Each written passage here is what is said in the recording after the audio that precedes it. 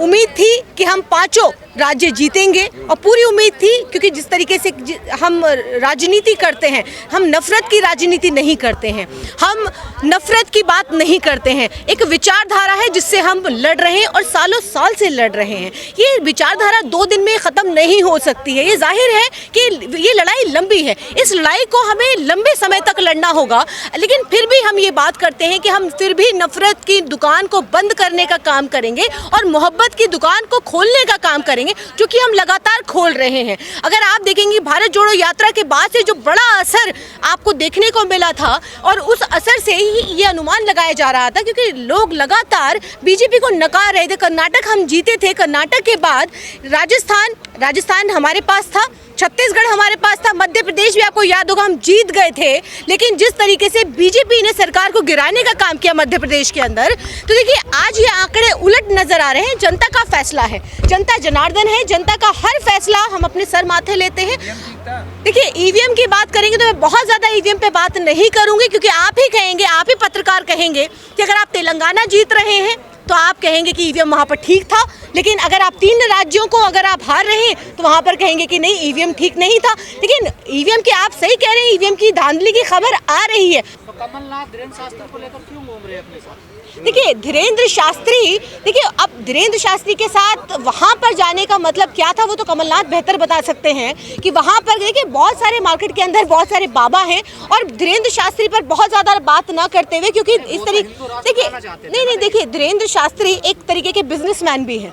आप ये मत भूलिए कि जिस तरीके से बाबा रामदेव एक बहुत बड़े बिजनेसमैन है, उसी तरीके से धीरेन्द्र शास्त्री जैसे बाबा भी बहुत बड़े बाबा के तौर पे जाने जाते हैं, बिजनेसमैन के तौर पे नहीं जाने जाते मैडम। देखिए वसुंधरा राजे भी किस तरीके से, आप एक वो तस्वीर भी आ रही थी कि वसुंधरा राजे और शिवराज सिंह चौहान जाकर के उनके पैरों में नतमस्तक थे, तो देखिए वो भी नजर आ रहा था। लेकिन देखिए आज देखिए धीरेन्द्र शास्त्री से कमलनाथ जी के पुराने संबंध थे, उस संबंध के लिए की वजह से ही वो वहाँ पर राजनीतिक उसमें गए थे, उनके प्रोग्राम में गए थे धीरेन्द्र शास्त्री, या किस उनके अपने रिलेशन की वजह से गए थे। तो धीरेन्द्र शास्त्री पे मुझे लगता है कि डिस्कस करना बहुत बड़ा विषय नहीं है। मोहब्बत की दुकान खुल रही है, मध्य प्रदेश बंद, राजस्थान बंद, छत्तीसगढ़ भी बंद हो गया मोहब्बत की दुकान। नहीं देखिए मैंने कहा ना कि एक विचारधारा है, एक नफरत की विचारधारा है। इस नफरत की विचारधारा से लड़ना आसान काम नहीं है, जो कि राहुल गांधी जी कर रहे हैं। आज देश के अंदर मुझे बता दीजिए कि कौन सा ऐसा नेता है जिसके ऊपर लाखों करोड़ों रुपया खर्चा किया गया बीजेपी के आईटी सेल ने, और बीजेपी के आईटी सेल के द्वारा जिस तरीके से पप्पू बनाने की कोशिश की गई। आप बताइए कि कौन सा ऐसा नेता है जो अडिग होकर के जनता की लड़ाई को सड़क से लेकर के संसद तक लड़ता रहा। लगातार उसकी माँ के ऊपर, उसके बाप के ऊपर, उसकी दादी के ऊपर लगातार सवाल उठाते रहे और किस तरीके के लांछन लगाए गए, लेकिन उसके बाद भी वो लड़ता रहा। तो देखिए आज ये लड़ाई हम सबके लिए और लंबी हो गई है कि आज हम 3 राज्यों के अंदर, इससे हमें, आपको अगर लगता होगा कि इससे हमें कहीं निराशा हुई है, थोड़ी देर के लिए निराशा जरूर हुई है, लेकिन अपने आप को मजबूत करने का काम हर कार्यकर्ता ने आज के दिन किया है। कांग्रेस ने नासिर जुनैद का या फिर मध्य प्रदेश में जो पेशाब कांड हुआ, ये मुद्दे चुनाव में नहीं बनाए।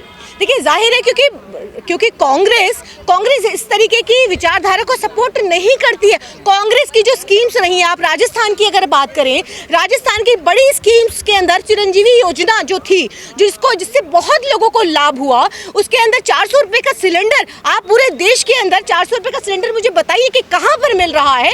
लेकिन आज मध्य प्रदेश की अगर हम बात करें, तेलंगाना की बात करें, तेलंगाना में हम सरकार बनाने जा रहे हैं, फ्री शिक्षा, मुफ्त इलाज, तमाम वो योजनाएं, घर मिल रहा है, आवास, इंदिरा आवास मिल रहा है वहाँ पर, तमाम वो योजनाएं हैं जो हम लेकर। लेकिन आज ये स्कीम्स हिंदुत्व पर भारी पड़ी है, ये नजर आ रहा है कि आज जो एक विचारधारा पर, क्योंकि लोगों को क्या चाहिए ये लोगों को तय करना था, वहाँ की जनता को तय करना था। आज उनको योजनाएं नहीं चाहिए। फिर मैं पूछना चाहती हूँ, देखिए सवाल नहीं करना चाहिए क्योंकि देखिए जनता का फैसला है, लेकिन फिर भी ये पूछना चाहती हूँ कि अगर आपको राम मंदिर ही चाहिए तो आप फिर क्यों यूपी दफ्तर के अंदर जाते हैं, बीजेपी के दफ्तर के अंदर आप रोजगार मांगने जाते हैं। प्रदेश में 2 मुस्लिमों को टिकट दिया गया। नहीं बिल्कुल सही बात है, और इसको मानने में कोई हिचक नहीं होनी चाहिए कि आज इस हार की अगर हम समीक्षा करें, और मैं यहाँ खड़े होकर के अगर ये बात करूँ और ये इस बात की मैं समीक्षा करूँ, तो मुझे इस बात को कहने में कोई गुरेज नहीं है कि हमारी कुछ कमियां रही हैं, जैसे कि टिकट का वितरण जो हुआ है मध्य प्रदेश, राजस्थान, छत्तीसगढ़ के अंदर जो टिकट का वितरण हुआ है उससे काफ़ी ज़मीनी जो कार्यकर्ता थे उनको बहुत नाराज़गियाँ हैं। ये बात बिल्कुल सही है और इसको कहने में मुझे लगता है कि हमें इसको मानने में हिचक नहीं होनी चाहिए, क्योंकि अब हम ये 3 स्टेट्स के अंदर जिस तरीके से उन कमियों की वजह से, और सिर्फ यही कमियाँ नहीं रही हैं, हार का जिम्मेदार किसे मानती हैं? जाहिर है आप हार का जिम्मेदार जो हाँ स्टेट वाइज जो इस स्कीम को लेके चल रहा था, जो टिकट वितरण में था, जाहिर है उसके सर पर। और भाजपा का प्रचार तंत्र जितना मजबूत रहा है, लोग कह रहे हैं कि कांग्रेस वहाँ उतना ही कमजोर रही है। देखिए बिल्कुल सही बात है, बड़े बड़े कैबिनेट, दर्जनों भर कैबिनेट मिनिस्टर, सांसद, मंत्रियों को जिस तरीके से उतारने का काम किया है भाजपा ने, देखिए वहां पर कहीं ना कहीं हम लोग वो डिलीवर करने में, जो अपनी बात को डिलीवर करने में, योजना को में जी रही थी। नहीं, ओवर कॉन्फिडेंस देखिए कहीं नहीं था। जाहिर है हम तीनों स्टेट्स के अंदर बहुत अच्छा कर रहे थे, लेकिन जो कमियां मैंने आपको कहा कि देखिए नई लीडरशिप को मौका देना, नई लीडरशिप पैदा करना, ये भी कहीं ना कहीं हमारी कमी रही है। नहीं देखिए हम तो सबको इन्वाइट कर रहे थे, हमने तो खुले दिल से सबको कहा था कि आप आइए हमारे साथ खड़े होइए, लेकिन अगर कोई बी टीम बनकर के काम करे, अगर भाजपा की बी टीम बनकर के कोई काम कर रहा है और वो नहीं आना चाह रहा, तो फिर देखिए उसको आप जबरदस्ती आप अपने साथ नहीं ला सकते।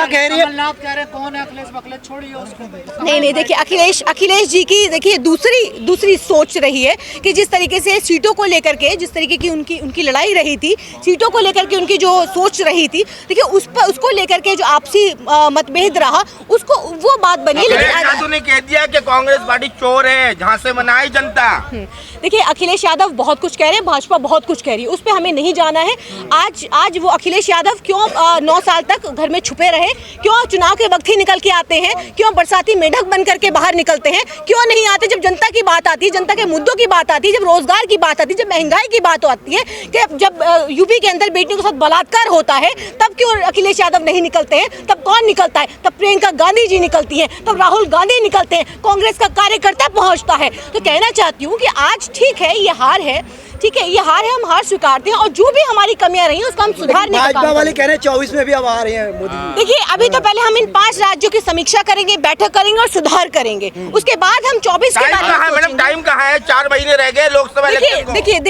देखिए इसके अंदर अभी मैंने कहा ना कि अभी तो रुझान आने दीजिए। अभी कल मिजोरम की काउंटिंग है, मिजोरम के अंदर हम, मुझे जो उम्मीद है, जो लोगों को भी उम्मीद है कि हम मिजोरम के अंदर हम अलायंस के अंदर सरकार बना रहे हैं। लेकिन आरपा जी कहा यह जा रहा है कि जिस तरीके से कांग्रेस में भी संघी विचारधारा के कुछ लोग मौजूद हैं अभी। आपने कहा कि कांग्रेस के अंदर बहुत संघी मानसिकता है। इन 9 सालों के अंदर राहुल गांधी जी ने उन संघी मानसिकता को उजागर करने का काम किया है, किस तरीके से एक्सपोज करने का काम किया है। आप देखिए 9 साल के अंदर आप इस बात से अंदाजा लगा सकते हैं कि पत्रकारों से लेकर के, नेताओं से लेकर के, सबको एक तरफा जो एक साइड लगाने का काम किया है वो कांग्रेस पार्टी ने किया है। और अगर हम ये अगर हम आंकलन कर पाते हैं कि देखिए ये कौन सा गोदी मीडिया है, कौन सा ये संघी मीडिया है और कौन सा ये जनता की का पत्रकार है, तो देखिए ये कौन सा जमीनी पत्रकार है, तो ये हम आज हम साफ कर पाते हैं कि आज हम ये फैसला कर पाते हैं कि देखिए क्या है। और जहाँ तक अलायंस की बात है, देखिए अलायंस जाहिर है एक घर के अंदर भी अगर 4 लोग रहते हैं तो बर्तन बचते हैं और बहुत सारी, सबकी सोच अलग रहती है, सबकी विचारधारा अलग है, देखिए सबका तरीका अलग है। देखिए हम तो सबको साथ लेकर चलने वाले लोग हैं, हम किसी को भी हम नफरत को जाहिर है। आखिरी सवाल के भारत जोड़ो यात्रा का जादू भी नहीं चल सका। नहीं भारत जोड़ो यात्रा का नहीं राहुल गांधी जी का बहुत असर रहा है और आपने देखा उसका बड़ा असर आपको कर्नाटक में देखने को मिला। लेकिन आज जिस तरीके से हम 3 राज्यों के अंदर जो फैसले आए, जाहिर है निराशाजनक है, अफसोसजनक है, लेकिन हम उम्मीद करते हैं कि जो हमारी कमियां रही हैं उस कमियों का सुधार बड़े पैमाने पर किया जाएगा। एग्जिट पोल की हम बात करेंगे। एग्जिट पोल जिस तरह से दिखाया गया, 3 राज्यों में कांग्रेस की जीत हो रही है, तो एग्जिट पोल क्या ये झूठा? देखिए आज एग्जिट पोल सारे फिक्स्ड एग्जिट पोल्स हैं, आप एग्जिट पोल्स का भरोसा नहीं कर सकते हैं। देखिए हम एग्जिट पोल के भरोसे ये नहीं कह रहे थे कि आज जो फैसला आएगा वो कांग्रेस के हित में आएगा। एग्जिट पोल के भरोसे कोई किसी तरीके का कोई अनुमान नहीं लगा रहा था। जाहिर है क्योंकि सबका, आप देखेंगे अगर चैनल कोई एग्जिट पोल दे रहा है तो कोई किसी का चैनल है, कोई किसी अडानी अंबानी इन सबके चैनल्स हैं, तो हम उस एग्जिट पोल के भरोसे नहीं थे। हम जाहिर है हमने जो काम किया है ज़मीन पर, हम उसके बल पर हम अपनी बात कह रहे थे। बहुत शुक्रिया।